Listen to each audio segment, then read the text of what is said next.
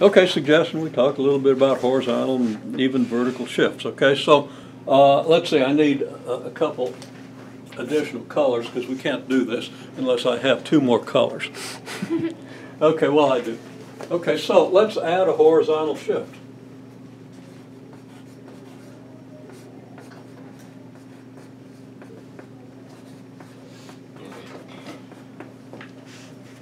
Okay. So we got y equals f of x minus h. That's what it'll be. Let's just do the shift on the graph and then talk about how it goes, because exactly what you said. If you do a horizontal shift on this thing, you get negative 2 f of x minus h, whatever h is. Okay? And I'm going to let this be 2 units. We don't have a scale on the graph. We don't need a scale to do a vertical stretch. Okay? And that's kind of an interesting thing to understand. Okay? It doesn't matter what the scale of the graph is, that's what the vertical stretch is. So if this is 1, 2, 3, 4, up to 10 here, or if this is 5 million, 6 million, and so forth, it doesn't matter. The graph is going to look like this. Okay? So anyhow, we have the horizontal shift 2 units. Well, that's easy. We just take this arrow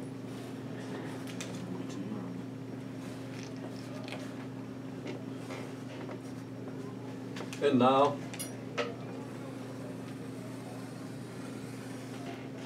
here's our graph, right? And that's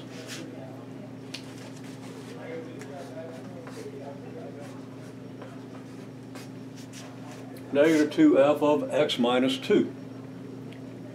Because to get the same value as we get for this function, x has to now be 2 units bigger in order to give you the same value, right?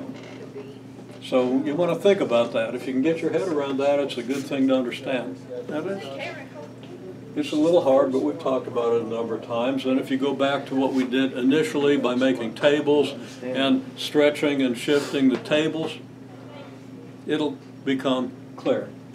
So there's limited time between now and the final, although you got actually 2 weeks from the x value pretty much has right to now. Be 2 times bigger in order to get the same value as the original. Yeah. So like if x is 17 for this point, so if this is 17, okay, then this is f of 17, and this is negative 2 times f of 17, right? Now, if you want to get that value for negative 2f of x minus 2, what's x going to have to be? It's going to have to be 19 because you've got to do f of 17, right?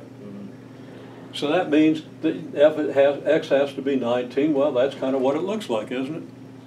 If x is 17 here, x is 19 here. You know, if this arrow represents a displacement of 2. Okay? So again, something you might want to look at the video and think about, but in a minute we'll do another one. We're going to go ahead and add a vertical stretch, a vertical shift. Now, okay? If horizontal, if it was positive 2x plus 2, then it would have to be 2 times less.